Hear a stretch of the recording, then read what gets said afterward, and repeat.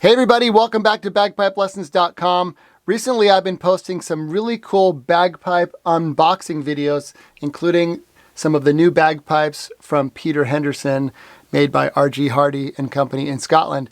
Today I have something very cool and very special and very, I think, amazing to show you. This is a set of bagpipes. They just arrived today. I have not opened them, and these are not bagpipes that you are going to be able to purchase because, well, we'll find out. But these bagpipes, I'm going to open them up. We're going to check them out. And if we can get them authenticated and dated, if they are what I think they are, these are Peter Henderson bagpipes made by the real Peter Henderson himself. And I'll have to double check the dates, but I think he died before 1905. So these bagpipes may have even been made in the late 1890s. If that's truly what they are, this is one of the oldest things I've ever had in my possession. Certainly one of the oldest things in my house. So this, we believe, is a photograph of these bagpipes from 1906. That is pretty amazing. I love these old photographs. We'll find out, but this says Neil McLean 1906, and I think this was the guy who owned these pipes, if not originally owned them, over 120 years ago or so. So here we go. Let's see what we got.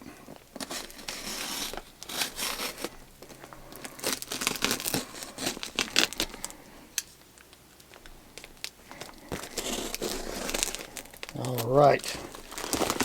Hopefully these were packed up. Okay, so we got a letter here. Okay, I know what this is. So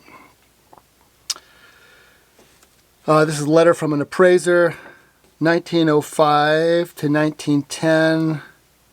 Full ivory-mounted cocus wood bagpipes made by Peter Henderson Glasgow. I actually think they're older than that. Let's take a look. So cocus wood is different than a lot of the, well, it's different than the wood that is used to make bagpipes these days. We usually use African blackwood. All right, got a bunch of bubble wrap. Get rid of that. And then what we see is we have very well packed individually. This is what we want to do. These pipes are not ready to play. These are just the pipes themselves. All right, that's it. So let's take a look here and see what we got. I'm really excited.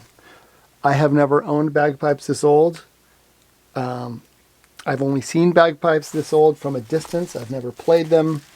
I've never really had the chance to look at them up close. This is really amazing. So for pipers who know about different vintages of bagpipes and who know about these, what these different vintages are in terms of how they affect the sound, Peter Henderson is, I mean, they're, oh my goodness. Look at that. That is amazing. So, first of all, this right here, that is the classic Peter Henderson projecting mount shape. So there's a little bit of sort of like, well, I don't have a better word for it than brown stuff. I don't know if this is fuzz or little pieces of leather or what that is, but this is amazing. And you can see the Schrager lines, which are the, come on now, focus. There we go. So you can see the, you know, if you look at real elephant ivory, you'll see this sort of cross-grained, cross-hatching pattern. And you can see that very, very clearly. Wow, it's dark. It's got this really dark, deep color. It's a little crack there. And then the other thing that I noticed right away is that the wood is lighter than you would expect from bagpipes that were made out of African blackwood. So it's a dark brown, but not really dark. That's sort of a reddish color to it. That is amazing. If we look in there. Wow. So I think these need to be brushed out. They're not as reflective like glass, like I would expect they would be if they were brushed out. So one of the things that's going to happen is I'm going to do a refurbishing video, or I'll do another video after they've been put together. And maybe refurbishing isn't the right word. I'm not going to do anything to alter these pipes except oil them and maybe brush out the insides of the bores, get out some dust, 100-year-old dust in there. So I saw these bagpipes just in photographs, and this is my first time seeing them in person. Okay, what do we got here? Great job of packing these pipes individually. If you ever send bagpipes, you want to make sure not only are they in a case or a box that is protected from the outside, but you want to make sure each piece is individually wrapped in bubble wrap so they don't bang against each other. Wow, these are very well wrapped. I do not want to get my scissors anywhere close to these pipes either, though.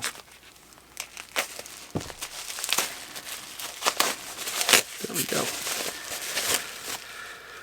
Wow, I mean, it's like, this takes my breath away just to see that Henderson mount, that shape. That is so iconic.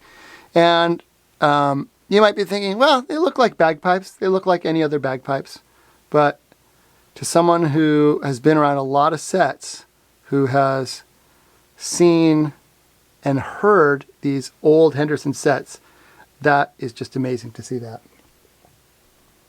Beautiful. Again, so the deep ivory color, I can definitely see that cross hatching there. Wow, that is so cool. I got to take some high-res photos of these and share them with you guys. Okay. So that's a base top, or it's a base bottom and a tenor bottom. Gosh, it's like Christmas. I can't get these things unwrapped quick enough here. All right, there we go.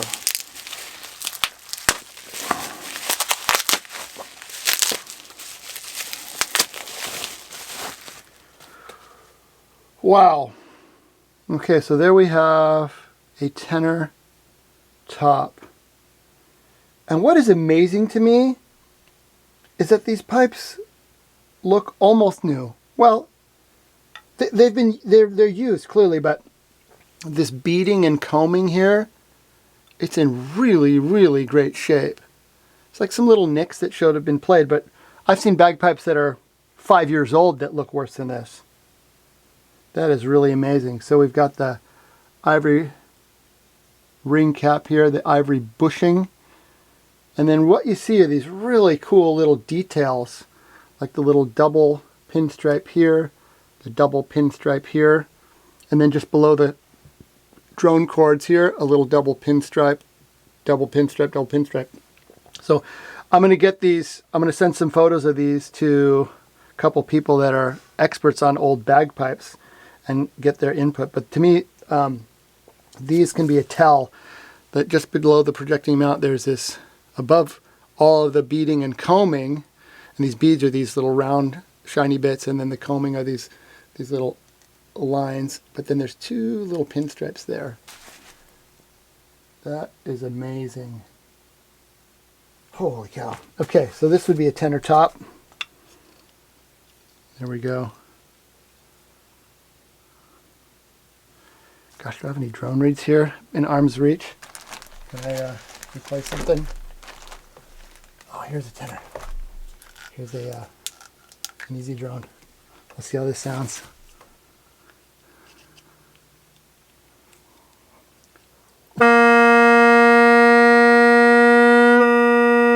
Wow, that's amazing.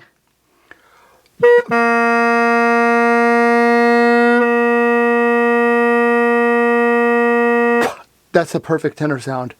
A louder, rougher first tone kicks into that second tone, and it focuses. That's so great. I can almost feel it, the thunk, and go into that second tone. Oh my gosh, that's so amazing. So excited. Okay, let's keep going here. Oh, we got a bass top here.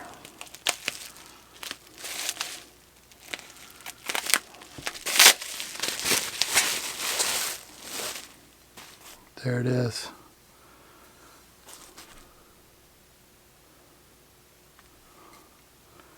Those are not chips. Those are just a little bit of discoloration there.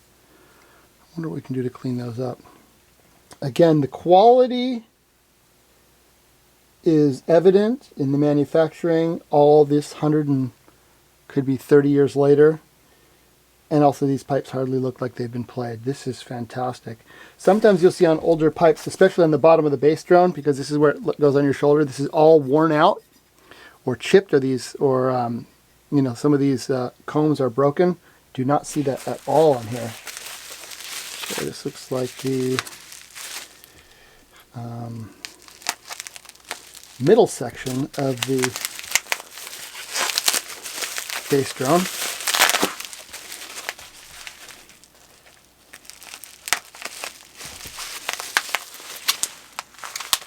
I'm going as fast as I can here. Just amazing. Wow. I love the bass drone middle section because it's the only section that has this function. You know, we've got tops and bottoms, and the bass has the middle section.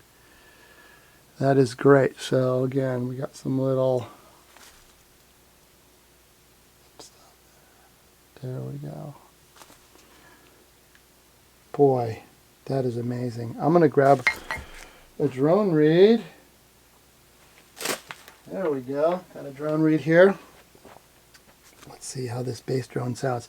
So this is the Easy Drone with the increased absorption bass. This is my favorite bass reed.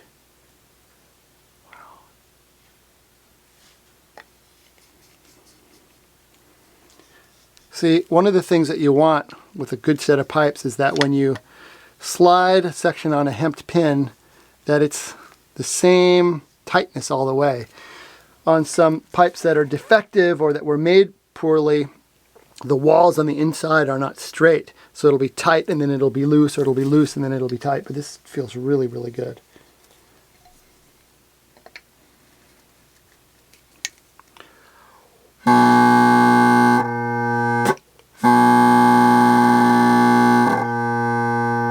That's amazing. I'm going to open up this reed a little bit.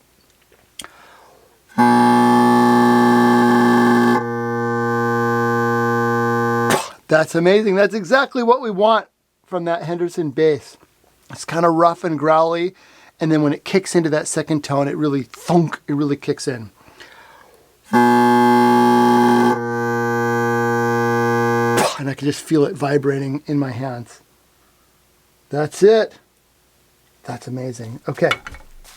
I know I keep saying amazing. I don't have any other words. But these pipes look fantastic. And just on the initial mouth blow that we did, sound exactly how you want them to sound. Steady and smooth and pure on those tenors, and that really nice resonant bass drone sound that sounds very steady. Okay, what do we got here? A blowpipe. This is amazing. This blowpipe doesn't have a mouthpiece, but that's fine. That's replaceable. It's quite narrow, so it's a really narrow, you can barely get a pencil in there. These days, the blowpipes have a much wider bore, makes it easier to blow through. The narrower bore protects the blowpipe from cracking, but it's a little more restrictive. So what's amazing is that this is the original blowpipe, and there are no cracks. It almost looks like it hasn't been played. Wow, amazing. Okay, let's keep going. Oh, there's something in here. Looks like, all right, so looks like a modern mouthpiece, plastic mouthpiece. We'll be replacing that. Okay, what else we got here? This looks like another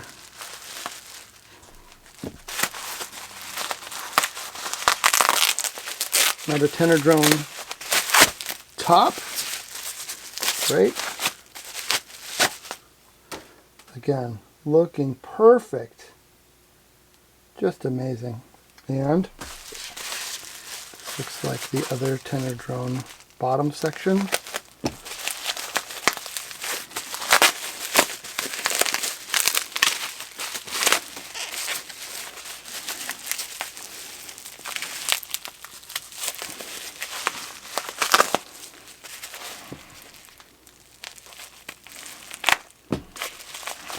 Where would we be without bubble wrap?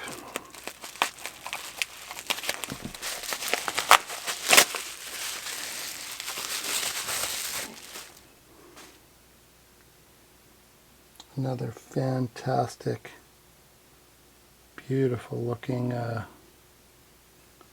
tenor. Have a listen, shall we?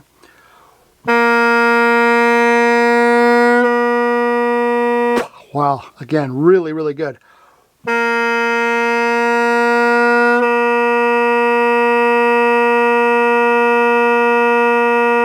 That's the perfect tenor drum right there. I changed blowing pressure and there is zero change in the pitch of that. And you can really hear that ring. It's like a high harmonic there. Woo! Fantastic. Well, there's more to go here. We got the stocks. So this is truly sticks only. So when you order a set of bagpipes, if you order sticks only, what you get is the 3 drones like we have here, and then the 5 stocks.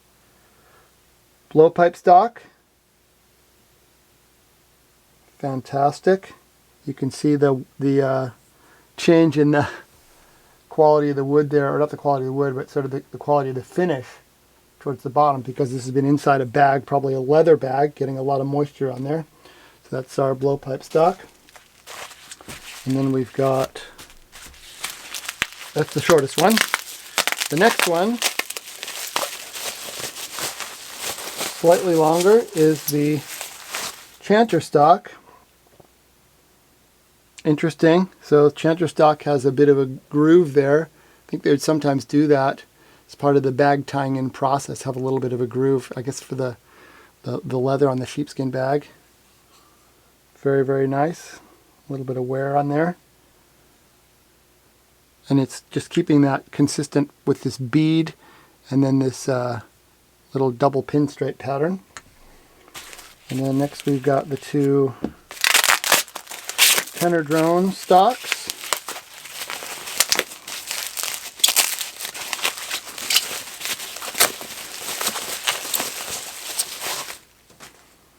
Yep, that one looks good. Got some discoloration on this ivory here. I'm going to research about how to clean this. I don't want to at all do anything to damage these pipes or the finish, but maybe we can clean them with something that's just safe, get off some of the gunk. Okay.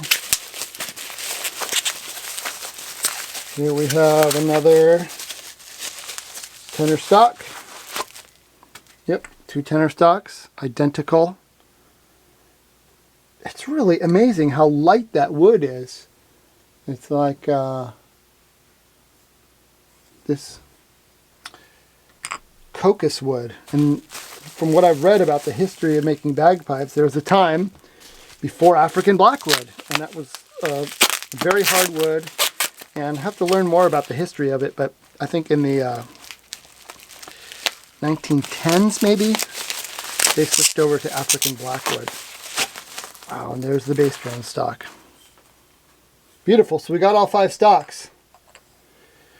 All right, we got our 2 tenors. Beautiful.